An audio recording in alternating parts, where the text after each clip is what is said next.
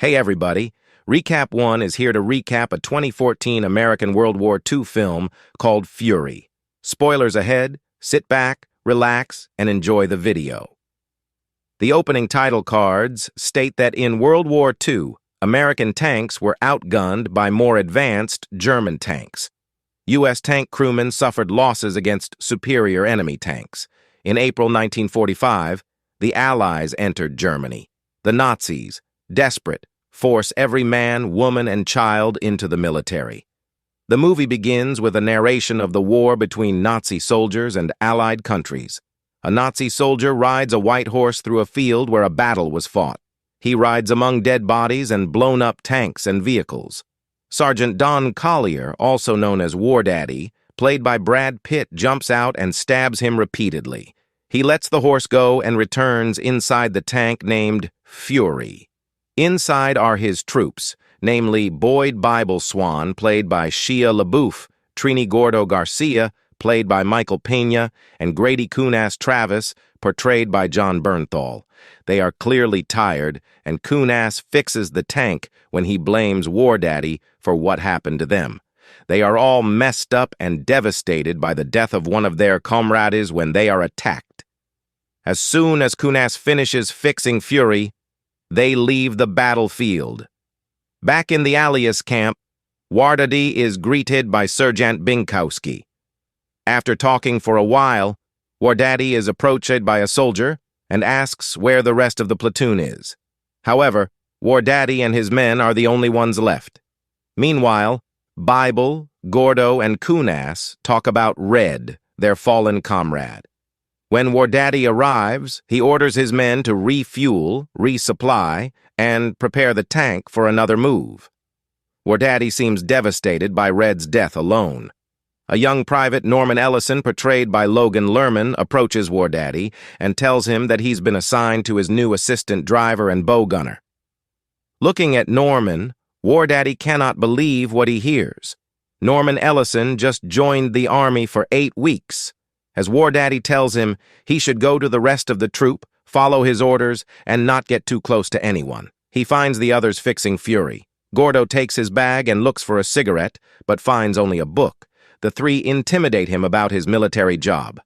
After that, Kunas ordered him to clean Fury's insides. For the first time, Norman sees inside a tank. He cleans the blood off when he sees a man's face torn off. Immediately, he gets out and pukes. Meanwhile, Wardaddy talks to other soldiers about their situation when an SS soldier prisoner is brought into the camp. Wardaddy and the others attack the prisoner, but his comrades stop them. He then tells Norman that he should kill every German soldier he sees. As it turns out, Norman hasn't killed anyone yet. Wardaddy gives him a gun and Kunas teaches him how to use it. Wardaddy discusses their next move with other tank commanders. Wardaddy will serve as the platoon sergeant for their mission. After discussing the plan, the guys mount up and leave. When they drive past people who are evacuating, Wardaddy warns them to be watchful for hidden enemies among them. During the convoy passing through a dense forest, Norman notices someone in the tree line but hesitates to shoot. Unfortunately, this causes an enemy ambush. Following a tank explosion, Norman sees a soldier burn and shoot himself to death. Wardaddy chases and kills the enemy immediately. The enemy ambushed them were children. Wardaddy returns to Norman and scolds him for hesitating to kill the enemy. The burden of someone's death rests on Norman now. Wardaddy takes charge of the platoon and carries out the mission. Collier leads the convoy to the Baker Company, where a soldier greets them and takes Wardaddy to Captain Wagoner, played by Jason Isaacs. He's frustrated to know that they didn't send the enough backups he asked for. However, he trusts Wardaddy, so he still feels confident in him. Wagoner asks Collier to take the 4 remaining tanks and some of his troops and rescue men trapped in a field fighting a German troop armed with anti-tank weaponry. After preparing and beginning the mission, the platoon reaches the pinned-down soldiers and rescues them. In front, tanks. In back, soldiers. The enemy then fired at them, resulting in a shootout. Machine guns and anti-tank weapons are used by the enemies. Norman has yet to be used in combat. A soldier was about to shoot them and could not shoot back because he panicked while reloading the gun. Fortunately, the Bible saved them. Gordo commands Norman to shoot the enemy lying on the ground. Norman doesn't want to, thinking they're already dead, but Gordo insists on double taping them. Norman breaks down and no longer wants to fight.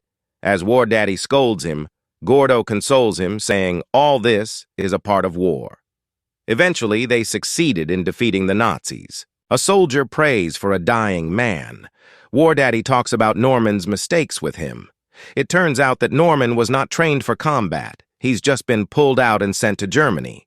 Other soldiers caught a Nazi soldier wearing an American jacket. Wardaddy orders Norman to kill the Nazi soldier. Norman refuses, so Wardaddy forces him to pull the trigger with the revolver. As the Nazi soldier dies with the revolver in his hand, Norman is traumatized. He is picked up and returned to the group by the Bible. The three tell Norman that even though Wardaddy is often harsh, he's the main reason their group is solid. As they approach the nearby town, they see bodies hanging. They arrive in town and search for German soldiers.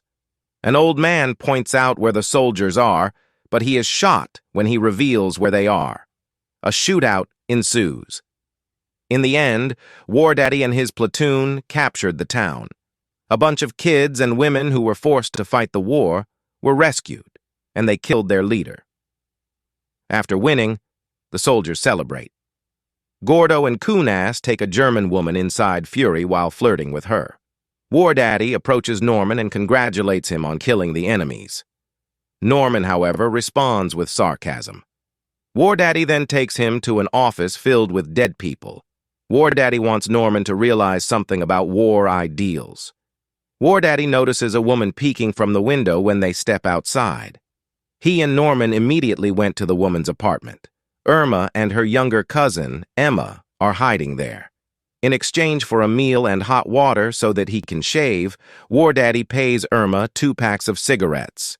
In the middle of preparing food, Norman plays the piano, surprising everyone, including Wardaddy. As he plays, Emma walks to him and sings to him. Then, Wardaddy urges Norman to make his way to Emma, and the two go into the bedroom. Irma was about to stop them, but Wardaddy calmly stopped her, telling her to let them enjoy it. Emma and Norman share an intimate moment. They are about to eat when Bible, Gordo, and Kunas barge in. They say that a woman is waiting for Norman in the tank, but as soon as they see Emma, they realize what just happened. Then they, especially Kunas, bully Norman and harass Emma. But Wardaddy stops them. They share a meal when Gordo shares a story. Something is up and tension is building among the soldiers. Despite Wardaddy's warning, Gordo continues the story about slaughtering a horse. The best way to kill a horse is to gain its trust, befriend it, and then kill it. Wardaddy warns him to stop talking, but the Bible and Kunas support him. Wardaddy sarcastically thanks them for the talk, slams the table, and spits on Kunas. Gordo apologizes when a soldier arrives and calls for them. They are ordered to capture and hold on to a crossroads, but this mission is dangerous because they don't know what they will be facing. As she prepares to leave, a German shell hits the house where Irma and Emma live. As Norman rushes to her, Kunas follows.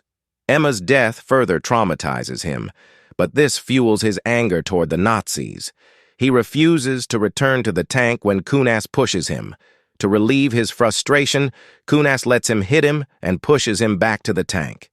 The platoon departs. Emma's death still leaves Norman devastated. As Wardaddy talks to him, he says that war means death. Their journey to the crossroads is interrupted by an ambush. A Tiger tank is used by the enemy to attack them. It is hard for the platoon to finish off the enemy. Sergeant Davis, Sergeant Binkowski, and their men are killed by the enemy. Sergeant Binkowski was burned to death by the tank's cannon, while Sergeant Davis was shot in the head by the cannon. Currently, Fury, commanded by Wardaddy, is engaged in a standoff with a Tiger tank. Wardaddy strategized their attack, so they destroyed the Tiger tank and killed the enemy. Wardaddy and his troop are the only ones left, just as they were at the beginning of the movie. The radio was damaged, so Wardaddy couldn't tell his superiors what had happened. Wardaddy, Bible, Gordo, Coonass, and Norman laugh off the stress and carry on with their mission. Despite their distress, Fury reaches the crossroads but is immobilized by a landmine. As a result, the tread gets cut off and takes a while to fix. Wardaddy orders Coonass and Norman to inspect the nearby building. Coonass apologizes to Norman inside the building. After finding a dead German soldier, they immediately return to the troops. Norman is assigned to guard them on high ground by Wardaddy. Norman heard something while eating. As he looks back, he is terrified of the approaching German battalion. He rushes off to inform Wardaddy and the others that the battalion is approaching. Wardaddy recognizes the marching enemies as the SS battalion when he hears their chanting. Bible wants to leave while Wardaddy wants to stay. Despite his insistence that they must fulfill their mission, Coonass points out that the 5 of them will not be able to defeat a battalion of enemies. Wardaddy allows them to leave if they want to.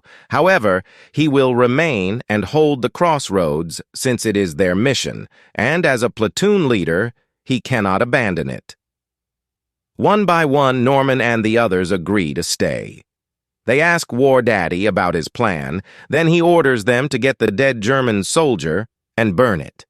Fury is also disguised as a destroyed tank and hidden inside.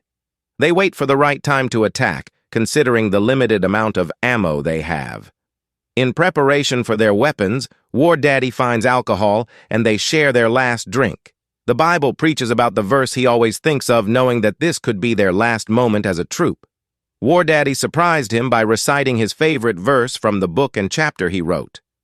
Norman was also given the war name Machine, because, as Coonass says, he is a fighting, killing, and sex machine. As the enemy approached their tank, the machine saw it approaching. All of them began preparing after he notified them. Fury is surrounded by enemy soldiers, and when one opens a hatch, Machine shoots him, and the fight begins. There has never been a longer night for a battalion against 5. Grenades are thrown at enemies, and their tracks are blown up. A nearby building where enemy soldiers hid when shooting broke out was also blown up. The Germans shoot back, but on Wardaddy's orders, they are looking to gain an advantage, killing many enemy soldiers. Unfortunately, they run out of ammo. As Wardaddy plans to go get some ammo, Gordo and Machine are ordered to cover him. They shoot smoke grenades from their hatch and pop out to cover Wardaddy as he gets ammunition. After collecting ammo, he orders them to return inside. He is about to return to the tank, but enemies climb up the tank. In the process of fighting them off, he gets shot. Luckily, it's not a fatal wound. The Bible patches up his wound, and they share another Bible verse. On the other hand, German soldiers bring out their Panzerfaust. Continuous attacks are planned against the group. As a brief silence echoed around the area, both troops were cautious of each other, especially Wardaddy, because their ammunition was limited. They are then attacked by Panzerfausts and 5 counterattacks by the enemies. An enemy manages to blow a hole in Fury's side, which penetrates Coonass's body and killed him. Despite the Bible's agony, Wardaddy orders him to straighten up since they are still in the middle of a war. It is a fight between the 4 of them, but there are too many Germans on the battlefield. They shoot and throw grenades at them simultaneously. As time went on, they ran out of ammunition. Fury's 50 machine gun and their hand weapons are all they have. However, the Nazi soldiers, aware that they are running out of bullets, are planning to shoot them down. The 4 prepare to leave Fury when a shootout breaks out again. While the others are holding their weapons, Wardaddy positions himself in front of the machine gun. Later on, the Bible runs out of bullets and gets one from a dead enemy. While Gordo is about to throw a grenade, he is shot. The grenade falls off inside the tank, and he uses his own body to contain the explosion, protecting Wardaddy and Machine. Against the German soldiers, there are only 3 of them left. Outside, the Nazi who tried to steal the Bible from him is still alive and holding him down. He is about to get attacked by another enemy when Machine shows up and saves him. The two get back inside the tank when the enemies throw smoke grenades. Next, we see an enemy with a camouflaged sniper slowly crawling towards Fury. Wardaddy is fighting off enemies when he calls Bible for a grenade. As soon as Bible emerges from the hatch, he is shot in the head by the sniper. Again, the sniper fires and shoots Wardaddy. He shoots him again, but Wardaddy gets into the tank before he can get the kill. Inside, Wardaddy and Machine talk sincerely. Both Wardaddy and Machine admit they are scared. Machine wishes to surrender, but Wardaddy tells him he will be tortured to death unless he surrenders. As enemy soldiers swarm the tank, they drop hand grenades. After glancing at Wardaddy one final time, Machine escapes through the bottom of the tank. As he tries to hide under mud, a young German soldier catches sight of him. As he silently begs for mercy, the German soldier spares his life. The sound of a white horse passing by woke him up the next morning. Then, he gets back inside the tank and covers Wardaddy's body. When he heard noises outside, he grabbed Wardaddy's revolver and prepared to fight. Nevertheless, he's relieved to see that the soldier who opens the hatch is American. After declaring him a hero, they placed him in an ambulance. At the end of the film, we see Fury, heavily damaged, surrounded by German dead bodies with Norman Ellison, now called Machine, as the only survivor. So, there you have it, a quick recap of Fury. It's a powerful film that stays with you long after the credits roll. If you haven't seen it yet, I highly recommend checking it out. Just be prepared for an intense and emotional journey. And as always, thanks for watching.